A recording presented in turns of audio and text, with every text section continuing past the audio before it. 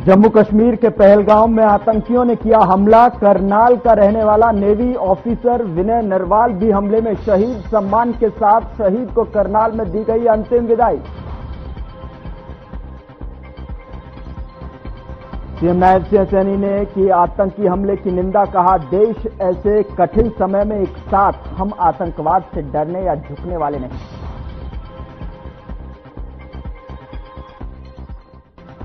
CM Saini ने शहीद विनय नरवाल के दादा से फोन पर की बात। परिवार को सीएम सैनी ने दी सांत्वना। कहा, दुख की घड़ी में पूरा देश परिवार के साथ।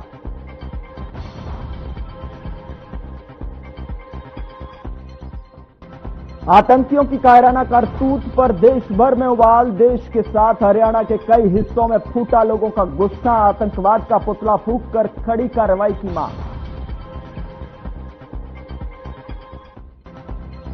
करनाल में बैंक कर्मी ने किया सुसाइड। महिला की ब्लैकमेलिंग और टॉर्चर से परेशान होकर उठाया कदम। प्रेम प्रसंग से जुड़ा है पूरा मामला।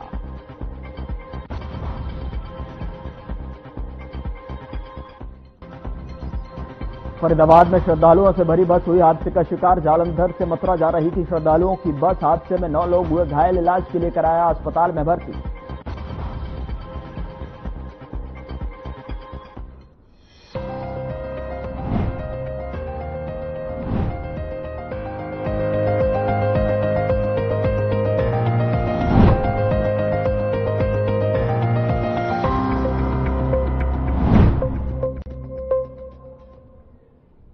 नमस्कार, वक्त हुआ है मसला का और मैं हूं आपके साथ गौरव राजेंद्र। पहलगाम में मंगलवार को हुआ हमला। पहलगाम में 2019 में हुए हमले के बाद की सबसे बड़ी आतंकी घटना है। हमला ऐसे समय हुआ जब करीब 2.25 महीने बाद अमरनाथ यात्रा होनी है। दक्षिण कश्मीर स्थित पहलगाम के एक पर्यटक स्थल पर दोपहर में बड़ा आतंकी हमला हो गया। वायसरन घाटी के घने जंगलों से आए आतंकियों ने अलग अलग राज्यों से आए पर्यटकों पर गोलियां बरसा दी। श्रीनगर से 90 किलोमीटर की दूरी पर है पहलगाम। यहां से 6 किलोमीटर दूर है वायसरन घाटी, जहां पहुंचे में जो तकरीबन 30 मिनट का वक्त लगता है। इस जगह को मिनी स्विट्जरलैंड भी कहा जाता है। यहां घास के मैदान है, एक तरफ देवदार के घने जंगल।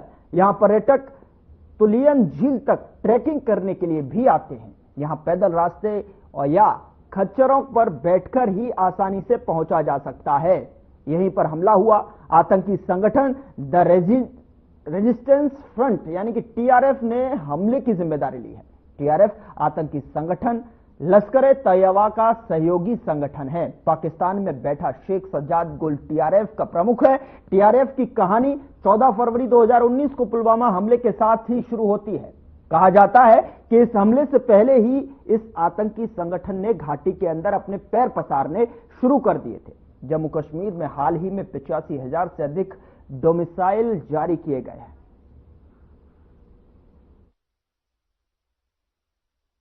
जम्मू कश्मीर में जो हमारे सैलानी थे, टूरिस्ट परिवार सहित घूमने के लिए जाते थे, जो कायरतापूर्ण एक योजनाबद्ध तरीके से वहां हमला हुआ है, वो दुर्भाग्यपूर्ण है। उसकी जितनी निंदा की जाए उतनी कम है। आदरणीय अमित शाह जी रात ही श्रीनगर में पहुंच गए थे। जो परिवारों को वहां दुख हुआ है, जिन परिवारों के लोग गए हैं, उनके साथ सरकार पूर्ण रूप से खड़ी है इस दुख की घड़ी में। मैं परमपिता परमात्मा से ये प्रार्थना भी करूं। चर्चा की शुरुआत करते हैं और समझने की कोशिश करेंगे कि इस तरीके से अब पूरे देश में जो उबाल देखने को मिल रहा है, अब यही सब तरीके से जो है सब तरफ से यही जो है एक सवाल और आंसर जानने की कोशिश कर रहे हैं लोग। जो है अब कह रहे हैं कि बदला तो अब जो है लेना पड़ेगा।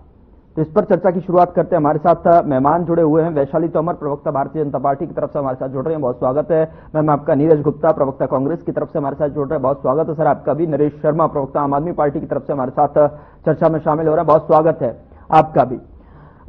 सबसे पहले जो है वैशाली जी, शुरुआत में आपसे करता हूं और जानने की कोशिश, और जिस तरीके से उबाल अब पूरे प्रदेश की बात करूं, हरियाणा के भीतर जिस तरीके से तमाम तस्वीरें देखने को मिली, और ये हृदय विदारक जो घटना हुई है, कायराना आतंकी हमला कहें आप, जो ऐसे कुछ भी कह सकते हैं, लेकिन दिल झकझोर कर रख दिया इसने। रोंगटे खड़े हो गए जो देखा, तस्वीरें देखी, वहां से देखने लायक तस्वीरें नहीं, लेकिन इस पर जो है अब कहीं ना कहीं बदले की, अब इंसाफ की मांग उठती नजर आ रही है। क्या कहेंगे आप? जी नमस्कार। सबसे पहले तो मैं आपको नमस्कार करती हूँ। मेरे साथ जुड़े जो पैनलिस्ट हैं, प्रवक्ता हैं, उनको भी मैं सादर नमस्कार करती हूँ। जी, इस तरह की घटना हुई है और इस पर मतलब कुछ बोल पाना, मुझे लगता है आज पूरा, सबसे बड़ी बात यह है कि आज पूरा देश एकजुट होकर एक साथ खड़ा है और सब वही दुख, वही दर्द एक साथ महसूस कर रहे हैं और पूरा भारत, पूरा विश्व, मैं कहूंगी कि उन लोगों के साथ है, उस दुख को महसूस कर रहा है, उस दुख के साथ है। और आज आतंक के खिलाफ हर कोई ये महसूस कर रहा है कि काश वहां पर कुछ भी हो सकता था। सब लोग घूमने जाते हैं गर्मियों की छुट्टी में, हम भी हो सकते थे, आप भी हो सकते थे। वहां पर पूछने वाले जिन्होंने गोलियां चलाई, ना उन्होंने किसी की जाति पूछी, ना उन्होंने ये पूछा कि उन्होंने किसको वोट किया है। जो हम यहाँ पर देखते हैं कि पॉलिटिकल बिकरिंग हमेशा चलती रहती है, उन्होंने सिर्फ धर्म पूछा कि क्या आप किस धर्म से हैं, और गोलियां चला दी। उन लोगों का क्या कसूर था जो सिर्फ घर से इतने सुकून के साथ अपने परिवार के साथ घूमने निकले थे? उनको पता भी नहीं था कि वो वापस लौटेंगे या नहीं लौटेंगे। जिस घर से मतलब जो व्यक्ति जिसकी अभी शादी हुई और शादी के बाद वो अपनी बीवी के साथ घूमने गए, उनको नहीं पता था कि वो जिन वादियों में, जिस हसीन वादियों में वो घूमने जा रहे थे, वो वापस लौटेंगे भी या नहीं। मतलब आतंक क्या इतना निर्दयी, इतना क्रूर हो सकता है? इस पर मैं क्या ही कहूँ। मुझे तो मतलब वो रात से भी इतना समय हो गया है, उनके परिवार वालों का तो क्या ही हाल होगा जब लोग, हमारे परिवार के भी वो नहीं है, और उसके बाद भी हमें लगता है कि भाई कैसे इतना ऐसे कर देते हैं लोग। और दूसरी बात ये है कि माफ कीजिएगा। बिल्कुल, मैं समझ सकता हूँ आपकी भावनाओं की, जिस तरीके से आपकी जुबान जो है लड़खड़ा रही है। सभी की जो है संवेदनाएं जो है इस वक्त उन सभी पर्यटकों के साथ में है जो इस कायराना हरकत के, कायराना आतंकवादी हमले के जो है गवाह बने, वहां जो है मारे गए और घायल हुए। पूरा देश अब एक ही सुर में, बस एक ही आवाज में ये कह रहा है कि अब तो बदला लेना पड़ेगा। बस कौन सी ऐसी जन्नत चाहिए लोगों को, कौन सा ऐसा राजनीति में पद चाहिए कि लोगों की लाशों के ऊपर से चढ़ के जाने को लोग तैयार हैं? कौन सा ऐसा जमीन का टुकड़ा चाहिए? ऐसा क्या लोगों को चाहिए जो आज वो कश्मीर, जिसकी वादियों को, जिसको स्वर्ग कहा जाता है, जिसकी सड़कें खून से लथपथ है, ऐसी क्या चाहिए लोगों को? बस यही कहूंगी कि धूप थी कभी, अब धुआं है। धूप थी कभी, अब धुआं है। हर कोना सहमा सहमा है। बचपन की हंसी खो गई, माँ की लोरी अब गुम है। कहीं बमों की गूंज से दब गई इंसानियत की हर आवाज। बमों की गूंज से दब गई इंसानियत की हर आवाज। मंदिर, मस्जिद, स्कूल, बाजार सब बन गए हैं निशाने आज। कश्मीर की वादियां रोती हैं, खून से लथपथ सोती हैं। शांति की राह में तकते सब, हर मोड़ पर अब डर के साए हैं। कौन जाएगा अब कश्मीर घूमने? यही तो ये लोग चाहते थे। ये लोग ना ही तो, अगर आज ये सोचे, जिस तरह से आप देखें कि वाड्रा जी का जो बयान आया है, इतनी इस तरह की हृदय विदारक घटना है कि इसके ऊपर बोलना भी, बहस करना भी या कुछ कहना भी नहीं बन पा रहा है। उस पर उनका ऐसा बयान आता है। ये आप क्या जान रहे हैं कि ये लोग उनके फेवर में है? ये उनके ही खिलाफ में बयान दे रहे हैं। उन लोगों को ही इस तरह से बता रहे हैं कि आज हमारे देश में मुस्लिम जो कुछ लोगों की वजह से पूरे धर्म को खराब किया जा रहा है। सभी लोग तो ऐसे नहीं है, सब लोग तो शांति चाहते हैं। सब लोग चाहते हैं कि अमन के साथ, शांति के साथ इस भारत को खुशियों के साथ एक साथ रहा जाए, एक साथ किया जाए। लेकिन ये लोग अपनी राजनीति बिखरिंग के चलते उन लोगों को जानबूझकर इस तरह के बयान देते हैं और उन लोगों को बलि का बकरा बना देते हैं, जिसमें जो सामान्य नागरिक है, जो निर्दोष है, उनको बलि का बकरा बना दिया जाता है। ठीक है नीरज जी, मैं आपके पास आता हूं। बिल्कुल, ये समय जो है राजनीति की बात करने का नहीं है, ये समय जो है राजनीतिक बहस करने का नहीं है। ये समय है उन सभी लोगों के घरों के जो परिवारों के साथ खड़े होने का, जो लोग जो है जिन्होंने अपने घर, किसी ने अपने पति को खोया, किसी ने अपने भाई को खोया, किसी ने अपने पिता को खोया, वहां से ये तस्वीरें निकल कर आई। हरियाणा में हमने देखा कि किस तरीके से लेफ्टिनेंट के जो पत्नी थी, अभी 2 महीने पहले शादी हुई थी, और अब जो है इस घटना में, इस कायराना हरकत की वजह से जो है उनका पति जो है चला गया। क्या कहना चाहेंगे नीरज जी? आज पूरा देश यही कह रहा है कि एक साथ खड़े होकर बस बदला लीजिए, इंतकाम दिखाएं। देखिए, पुलवामा होने के बाद सबसे बड़ा हमला है। पुलवामा के बाद पुलगांव में इतनी बड़ी घटना होना, देखिए बहुत निंदनीय बात है। दैनिक स्थिति में बिल्कुल कायरतापूर्ण बात है, हम इसका समर्थन नहीं करते। और देखिए 15 राज्यों के 28 नागरिक वो भिन्न भिन्न राज्यों से आए थे। कश्मीर को और धरती पे स्वर्ग कहा जाता है। जब मैं छोटा था 15-16 साल का, तब भी लोग वहीं घूमने जाया करते थे, और आज भी हर कोई चाहता है अगर वहां की सही सबसे पहले हम कश्मीर घूमने जाएं, कि उसको कश्मीर को मिनी स्विट्जरलैंड कहा जाता है। बल्कि स्विट्जरलैंड से मैं कहूंगा आप इस एरिया को देखिए, हमें इसमें कुछ ना कुछ देखिए, सरकार को भी करना पड़ेगा। सरकार तो कर ही रही है। आज इस दुख की स्थिति में मैं अपनी पार्टी की तरफ से, कांग्रेस की तरफ से, अपनी तरफ से परिवार के प्रति संवेदना प्रकट हूँ। पूरा देश उनके साथ है। ये राजनीति करने का समय नहीं है। देखिए, हम भी कहते हैं उनके कार्यतब उनको सबक सिखाना चाहिए, चुन चुन के गोली मारनी चाहिए। अब वो वक्त आ गया है। 1971 के बाद जैसे इंदिरा जी ने किया था, वैसी आत्मार की लड़ाई करनी चाहिए। अब पाकिस्तान को सबक सिखाने का वक्त आ गया। कब कब ऐसे हम हमलों में, कार्यतब हमलों में अपने देशवासियों की जान से हम कंप्रोमाइज करते रहेंगे? अब आत्मार की लड़ाई चाहिए। बल्कि मैं तो कह रहा हूँ कि इनको बल्कि पाकिस्तान पे हमला करके सबक सिखाना चाहिए, जब सारे हम पे सबूत हैं। पिछले 50 सालों से वो आतंकवादी तैयारी सर्टिफिकेट देश में चला रहा है, और अब आज आर पार का समय आ गया। खाली ये कहने से कि हम ये 5 आतंकवादियों को खत्म करने से कुछ नहीं होगा। इसकी जड़ को नाश करना पड़ेगा। देखिए, उसमें मैंने ये देखा न्यूज में कि 2 लड़के लोकल लेवल के हैं। देखिए, लोकल नेट कवर करना, फौज खत्म करना बहुत जरूरी है। या तो उनको मुख्य धारा में लाना पड़ेगा, या उनको खत्म करना पड़ेगा। बिना लोकल नेटवर्क के बाहर के आतंकवादियों की हिम्मत नहीं है वो ऐसे कार्यपूर्ण हरकत करे। दूसरा, मैं सरकार अच्छा कदम कर रही है, ये दुख की घड़ी में पूरा देश, पूरा वक्त साथ है। आप देखिए, आप पार्लियामेंट में कुछ भी हो, विचारधारा का हमारा फर्क होता है, लेकिन देश की बात है तो देश में सारी विपक्षी पार्टियां सब बीजेपी के साथ है, सरकार के साथ है। जहां विपक्षी नेताओं के जो बढ़ेगी, सरकार उनके साथ रहेगी, उनके साथ रहेगी, सरकार का साथ देगा। ये राजनीति करने का बिल्कुल भी समय नहीं है। मैं तो ये कहूंगा, बल्कि जहां ये घटना हुई है वहां सरकार को सीसीटीवी कैमरे भी लगाने चाहिए। सबक मिलेगा, ताकि आगे कोई आए तो उससे पहले ये कुछ ना कुछ ये भी बात रही है कि हमारी लोकल एजेंसी फेलियर भी हुई है कि उनको इनपुट नहीं मिल पाया कि ऐसे हमलों ने फैला है। उससे पहले आप देखते हैं सारा इनपुट मिलता था, इस बार इनपुट भी नहीं मिल पाया। लेकिन मैं चाहता हूं इन 5 को सरेआम, जितने भी आतंकवादी सरेआम गोली मारनी चाहिए, और हम वो दृश्य देखने को तैयार हैं। जब इनकी मौत देखेंगे, हम देखेंगे मर चुके हैं, तब हमारे के लिए जो ठंडक मिलेगी। बिल्कुल नीरज जी, लेकिन जिस तरीके से आपने बात कही कि राजनीति करने का वक्त नहीं है, और ये जो है हो सकता है राजनीति में जो है विचारधारा की लड़ाई हो सकता है जो है राजनीति में अपने मत अलग अलग हो, लेकिन जब देश की बात आती है तो पूरा देश, पूरी राजनीतिक पार्टियां एक साथ खड़े होकर एक मंच पर जो है यही हुंकार भरती हुई हमने सर्जिकल जो है स्ट्राइक देखी, जिसमें 40 के बदले 400 का जो स्लोगन चला था, और जो जिस तरीके से पाकिस्तान के भीतर घुसकर जो भारत ने सबक सिखाने का काम किया था। तो क्या सवाल वही है? नरेश जी, मैं आपके पास आना चाहता हूं, वापस आऊंगा वैशाली जी मैं आपके पास में। नरेश जी, आपके पास आना चाहता हूं, क्या इस बार जो है सर्जिकल स्ट्राइक 3.0 की बारी आ गई है? क्या अब जो है हमें और स्ट्रांग होकर जो है इसको ये दिखाना पड़ेगा पाकिस्तान को कि अब ये नया भारत है, अब यहां पर जो है बदला लिया जाता है, इंतकाम लिया जाता है, घर में घुसकर मारा जाता है? जी नमस्कार आपके दर्शकों को और सभी साथी जर्नलिस्टों को। और हम जो है आम आदमी पार्टी सरकार के साथ है, देश के साथ है। जिन लोगों के माता बहनों के लिए, जिनके पति जो नए जीवन की शुरुआत करना चाहते थे, उनके साथ भी जो घटना हुई है उसके लिए हम लोग, हमारा पूरा वक्त, पूरा हम सहानुभूति हमारी पार्टी की तरफ से है। और हम इस भारतीय जनता पार्टी के साथ खड़े हैं कि इस तरह की अगर देश के अंदर कोई भी घटना होती है, हम हर तरह से उनके साथ हैं।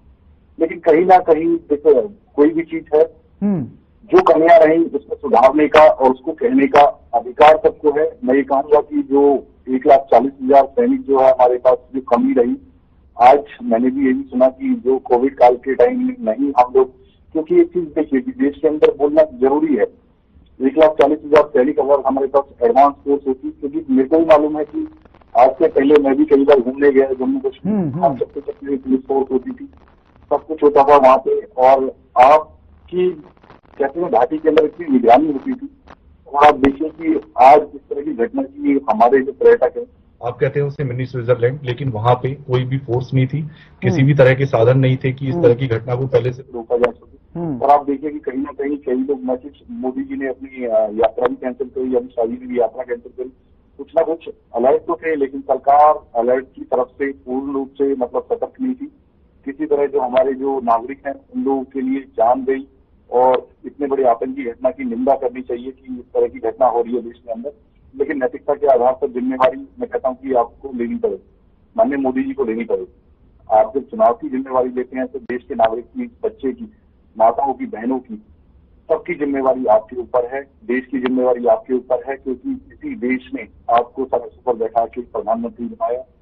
और बिल्कुल आप देश के साथ, हम लोग खड़े हैं आपके साथ में, कोई भी एक हमारा कार्यकर्ता क्या पूरा देश का कार्यकर्ता, मैं ये नहीं कहता कि कांग्रेस पार्टी भी आपके साथ खड़ी है, बीएसपी भी आपके साथ खड़ी है, बीजेपी के साथ खड़ी है, और भी पार्टी जितनी भी तरह हम आपके साथ हैं कहीं भी, लेकिन सुरक्षा के लिए, देश की सुरक्षा के लिए आपको भी सोचना पड़ेगा।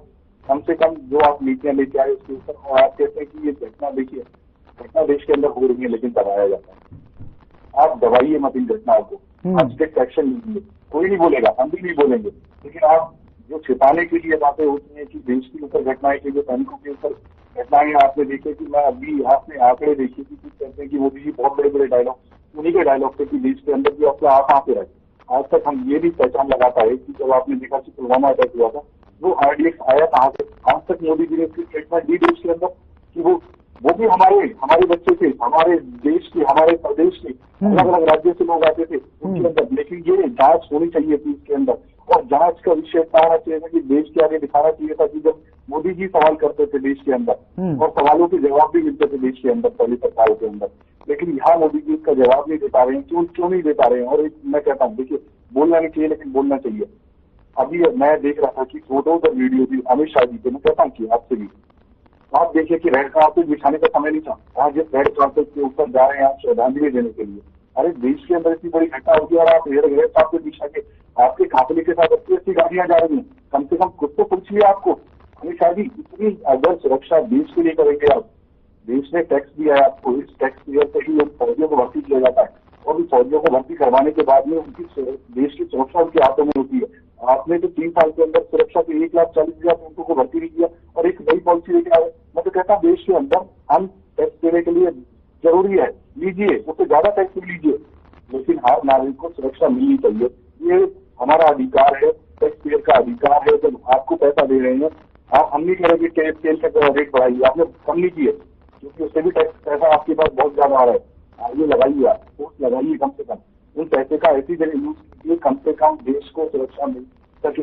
और आप जो आंकड़े की बात करते हैं कि आप खुद, मैं ये नहीं कहता कि आप उसी वीडियो उठा के देख लीजिए 2014 से लेकर अब तक के आंकड़े जो छिपाए गए हैं आप खुद देखिए। मैं आपको कैसे बताता हूँ, बलगाम जिले के अंदर पहले हमला हुआ था, 2000 चेन्नई के अंदर, 2014 के अंदर चेन्नई में ट्रेन विस्फोट हुआ था, गढ़चिरौली के अंदर हुआ था, उनके अंदर हिंसा हुई थी, 2014 के अंदर बेंगलोर में विस्फोट हुआ था, 2015 के अंदर जम्मू में हमला हुआ था, 2015 के अंदर मणिपुर घाट हुआ था, 2015 के अंदर गुरदासपुर के अंदर हुआ था, 2016 के अंदर पठानकोट, ये सब याद है, 2016 के अंदर सोमपुर के अंदर हुआ था, 2016 के अंदर कोकरझाड़ के अंदर हुआ था, 2016 के अंदर उड़ी के अंदर हुआ था, 2016 के अंदर बारामूला के अंदर हुआ था, 2013 के अंदर हंदवाड़ा के अंदर हुआ था, 2016 में नगर नटकोट आर्मी बेस पे हमला हुआ था, 2017 के अंदर भोपाल उज्जैन ट्रेन के अंदर बम विस्फोट हुआ था, 2017 के अंदर सुकमा हमला हुआ था, 2017 के अंदर अमरनाथ यात्रा के अंदर हमला हुआ था, 2018 के अंदर सुजवान हमला हुआ था, 2018 के अंदर सुकमा हमला हुआ, 2019 के अंदर पुलवामा हमला हुआ, 2019 के अंदर जम्मू बेस के अंदर ग्रेनेड फेंका गया, 2019 के अंदर दंतेवाड़ा के अंदर हमला हुआ, 2019 के अंदर किश्तवाड़ के अंदर हुआ जिसमें RSS कार्यकर्ता की हत्या हुई थी, गढ़चिरौली के नक्सली बम विस्फोट हुआ था, 2019 के अंदर कश्मीर हमला हुआ, 2020 के अंदर सुकमा माओवादी हमला हुआ, 2021 के अंदर सुकमा बाजीपुर हमला हुआ, 2023 के अंदर एलाथू ट्रेन आगजनी हुई, 2023 के अंदर पुंछ राजौरी हमला हुआ, 2023 के अंदर दंतेवाड़ा बम विस्फोट हुआ, एर्नाकुलम विधवा साक्षी सम्मेलन केंद्र में विस्फोट हुआ 2023 के अंदर, 1 मार्च 2024 के अंदर बेंगलोर कैफे के अंदर बम विस्फोट हुआ, 2024 के अंदर सियासी हमला हुआ, 2025 के अंदर ये हमला हुआ। इन सब हमलों की लिस्ट देख लीजिए आप, देश को सवाल के जवाब देने पड़ेंगे। इस तरह की आप कहते हैं कि देश की सुरक्षा के लिए ये आंकड़े ना छुपाए जाए, सुरक्षा आपके हाथ में है। मैं ये नहीं कहता कि बिल्कुल भी आपके पास जिम्मेवारी है इनके लिए भी। जब देश के अंदर इस तरह की घटनाएं हो रही हैं, आप इन घटनाओं को, पहले क्या होता था हमारे देश के अंदर, अगर एक सैनिक भी शहीद होता था, सबसे पहले न्यूज़पेपर के अंदर प्रिंट होके आता था कि इस तरह से। और मैंने कोविड काल के अंदर भी देखा कि वो आपने 10वें पेज के ऊपर भेज दिए उन बेचारे शहीदों को। कम से कम लोगों तक आप छिपा क्या रहे हैं, मीडिया के अंदर भी। कल से मैं ये देख रहा हूं कि मीडिया के अंदर अमित शाह जी दिखाए जा रहे हैं, मोदी जी दिखाए जा रहे हैं। अरे उनके परिवारों से बात कीजिए, उन तक आपने देखिए कि आज किसके अंदर, एविएशन मिनिस्टर किसके अंदर आते हैं, आपके साथ आते हैं। कम से कम आप देखिए कि कुछ फ्लाइटों ने अपने किराए इतने बढ़ा दिए, 3-3 गुना। वहां से यात्री वापस आना चाहते हैं, मैं तो कहता हूं उनके लिए फ्री आप सुविधा दीजिए। फोर्स के जो है आपके पास प्लेन्स हैं, या अपने जो ये ट्रेन अभी चलाने वाले थे, मोदी जी उसको डिले करते गए। फोर्स हमारे पास है, उस ट्रेनों के अंदर यात्रियों को दिल्ली तक पहुंचाया जाए, दिल्ली से आगे पहुंचाया जाए। अगर हम एयरबेस से इतनी सुविधाएं नहीं दे सकते, वो ट्रेन किस काम की आएगी आज? अगर अपने उद्घाटन के चक्कर में मत लगिए ना। देश की जनता को इस टाइम जरूरत है, वो ट्रेन उसके लिए काम नहीं आएगी कि आप एक उद्घाटन करेंगे। वो ट्रेन उसके काम आनी चाहिए जब आपको जरूरत है, हमारे देश को जरूरत है। कम से कम उनके लिए दे दीजिए, कोई उद्घाटन नहीं चाहिए हमें, उद्घाटन उस ट्रेन का। ठीक है सर, ठीक है, बिल्कुल। जो आपने सवाल उठाए हैं उसका जवाब वैशाली जी देंगी, लेकिन इस बार जो है मुझे वाजपेयी जी की वो कुछ पंक्तियां याद आ रही हैं कि सरकारें आएंगी, सरकारें जाएंगी, पार्टियां बनेंगी, पार्टियां बिगड़ेंगी, लेकिन ये देश एक होना चाहिए, ये देश ऊपर रहना चाहिए, क्योंकि देश सर्वोपरि है। तो क्या कहना चाहेंगी जो है वैशाली जी, जिस तरीके से नरेश जी ने बात कही, और देश इस वक्त जो है बदले की तरफ देख रहा है, क्या कुछ इनपुट जो है इंटेलिजेंस से चूक हुई? किस तरीके से ये चूक, और किस तरीके से ये, जब शांति की हम इतनी बड़ी बड़ी बातें करते हैं, जहां एक तरफ जो है सुख चैन की लंबी सांसें अपनी गिन रहा था कश्मीर, जहां उसे जो है स्वर्ग के रूप में देखा जाता है, वहां पर आकर उस सुख चैन को जो है यहां पर इस तरीके से छलनी कर दिया गया, नाम धर्म पूछकर। देखिए, ये नरेश जी यहाँ पर बैठकर इतने सारे लिखकर, मुझे लगता है कि जब इन्हें डिबेट का पता चला होगा, इन्होंने सारे वो निकाले होंगे विकिपीडिया से और सारे नोट करके ले आए। लेकिन इनसे ये पूछेंगे, जो इन्होंने तो इतनी मेहनत करी, इनके पार्टी के मुखिया खुद जब पुलवामा अटैक हुआ था, जब उरी अटैक हमने हुआ था और हमारे जवानों ने वहां पर जाकर घुस के मारा था, तो इनके खुद के मुखिया ने पार्टी के सैनिकों पे, हमारी जो सेना, भारतीय सेना अपने शौर्य के लिए जानी जाती है, अपनी तेजस्विता के लिए जानी जाती है, और घर में घुस के मारने के लिए जानी जाती है, उस पर भी उन्होंने सवाल उठा दिए थे। ठीक है, और उससे आपने देखा कि किस तरह से अमित शाह जी रात को ही वहां पर पहुंच गए और किस तरह से उनका मुंह उतरा हुआ है। वो रेड कारपेट बिछाने वो नहीं गए होंगे।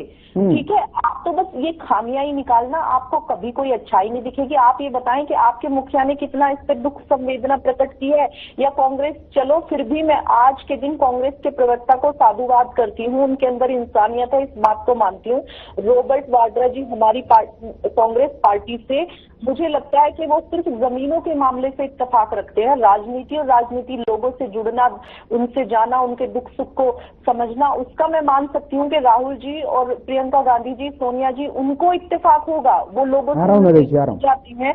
इसलिए कांग्रेस के प्रवक्ता जो है वो भी हम लोगों की तरह है, उनके अंदर भी इंसानियत है। उन्होंने बड़े अच्छे से साहस पूर्वक कहा कि हम भारतीय जनता पार्टी के साथ हैं, और इसके साथ विचारों का मतभेद हो सकता है लेकिन मनभेद नहीं हो सकता। मैं उसके लिए उनका साधुवाद करती हूँ। लेकिन नरेश जी को देखें कि आज भी ऐसे समय पे भी जब वो जानते हैं, जब वो देखते हैं 2001 में जम्मू कश्मीर में असेंबली अटैक हुआ था, ठीक है, जिसमें 1 अक्टूबर को 30 से ज्यादा लोग मारे गए थे। आतंकवाद हमेशा से हुआ है और हमेशा से इस कदर हुआ है, आप भूल गए होंगे ताज हमले को, रेलवे बॉम्ब को, सब चीजों को आप भूल गए होंगे। बीजेपी के आने के बाद लोगों में सुरक्षा की भावना आई है, तभी आज बैठकर यहाँ पर ये आंसू बहाए जा रहे हैं। किस कदर लोग, जिस तरह से आपके आम आदमी पार्टी के मुख्यमंत्री ने रोहिंग्या वादियों को वोट के चलते ना उनका आधार कार्ड बनवाया, और सिर्फ अपनी सरकार बनाने के लिए, ये भी नहीं देखा कि ये हमारे देश में किस मकसद से, किस उद्देश्य से घुस रहे हैं। उस तरह के आप जैसे लोग ही होते हैं जो बिक जाते हैं, जो अपना फायदा देखते हैं, और ऐसे ऐसे लोगों को एंट्री करवाने। इतना बड़ा देश है ये, इतनी बड़ी सुरक्षा। और दूसरी बात, जहां ये पुलवामा में अटैक हुआ है, मैंने आपके एक एक आरोप को देखे, मेरे अंदर कोई भी किसी भी राज्य से कहीं भी आप देखेंगे किसी अदर देश से आने के लिए पहली नरेश जी, मैंने आपके टाइम ये लोग तो है नहीं। अब ये बिहार के अंदर आपकी सरकार है देश के लिए, अगर इनकी बातों का मैं जवाब देना जरूरी नहीं समझते हैं, सिर्फ यहाँ पर बैठकर बकवास करनी है। उनके टाइम में मैंने एक शब्द नहीं बोला। चलिए ठीक है नरेश जी उन्हें कंप्लीट करने दीजिए, उन्हें कंप्लीट करने दीजिए वैशाली जी को। वैशाली जी कंप्लीट कीजिए 5 सेकंड। कंप्लीट मैं ऐसे कैसे करूंगी उनको? नरेश जी प्लीज उनका कंप्लीट करने दीजिए, बोलने दीजिए वैशाली जी।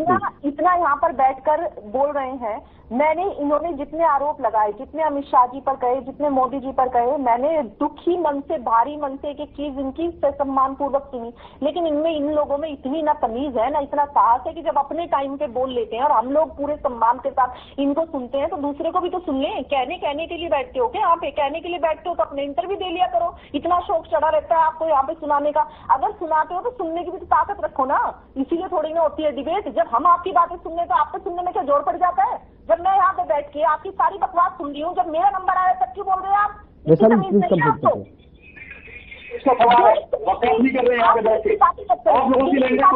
नरेश जी ये समय जो है इस चीज के लिए नहीं है। ये समय की थोड़ी सी आप गरिमा को समझें, ये समय को जो है थोड़ी सी गंभीरता को समझे, संवेदनाओं को समझे, भावनाओं को समझे। लाखों लोगों की, करोड़ों लोगों की जो भावनाएं जुड़ी हुई हैं इसके पीछे, उसका थोड़ी सी सम्मान करें। वैशाली जी कंप्लीट कीजिए, समय इजाजत नहीं दे रहा है इससे ज्यादा। जो भी कहा है, अब जब मेरी बारी है तो आप सुन लीजिए मैं क्या कह रही हूँ। और अगर आपको नहीं सुनना तो आप कह दें कि वैशाली जी आप मेरे को भी अपना समय दे दें। ठीक है वैशाली जी कंप्लीट कीजिए 5 सेकंड ओनली। क्या ये सुनना ही नहीं चाहते? अब सारा तो माइंड आउट कर देते हैं। 2002 में जम्मू कश्मीर को 14 मई को 30 से ज्यादा लोग मारे गए थे। 2008 में श्रीनगर में इतना बड़ा हादसा हुआ था, इतना बड़ा हमला हुआ था, आतंकी हमला हुआ था। तो आतंकवाद का ना ही तो कोई जाति है, ना कोई धर्म है, ना कोई इंसानियत है। वो किस रूप में आते हैं और कितनी बर्बरता से लोगों को मार के चले जाते हैं। ये पहले से होते आ रहे हैं। लेकिन भाजपा के आने के बाद, चाहे वो किसी भी पार्टी का व्यक्ति था, वो कश्मीर जाते हुए, घूमते हुए, उसमें एक सुरक्षा का भाव था। तभी वहां पे आप अगर विकिपीडिया की इतनी बातें कर रहे थे, तो 2020 के बाद लोगों का 2022 में खुद पर्यटन स्थल ने डाला है कि टूरिज्म ने डाला है कि कितनी आवाजाही बढ़ी है तब से चलिए ठीक है वैशाली जी, माफी के साथ मुझे आप सभी मेहमानों को रोकना पड़ेगा क्योंकि समय इससे ज्यादा आगे बढ़ने की इजाजत नहीं दे रहा। वैशाली तोमर, नीरज गुप्ता और नरेश शर्मा जी, आप सभी का बहुत बहुत शुक्रिया चर्चा में शामिल होने के लिए। लेकिन जिस तरीके से देश की भावनाएं, देश की आहत हुई है, जिस तरीके से देश रो रहा है, उसको लेकर जो है कहीं ना कहीं अब सरकार, राजनीतिक पार्टियों को एक साथ खड़े होकर ये संकेत, ये साफ तौर पर मैसेज देना पड़ेगा, ये संदेश देना पड़ेगा कि भारत अब खड़ा हुआ है और एक साथ जवाब देने के लिए जो है तत्पर है, तैयार है, और उसको लेकर अब बदला लेना ही होगा भारत को। और देखने वाली बात है किस दिशा में और किस दशा में जो है भारत अब बदले की भावना के साथ में कार्रवाई करता है। पूरी एजेंसियां एक्टिव मोड पर नजर आ रही हैं। फिलहाल मसला में इतना ही। नमस्कार।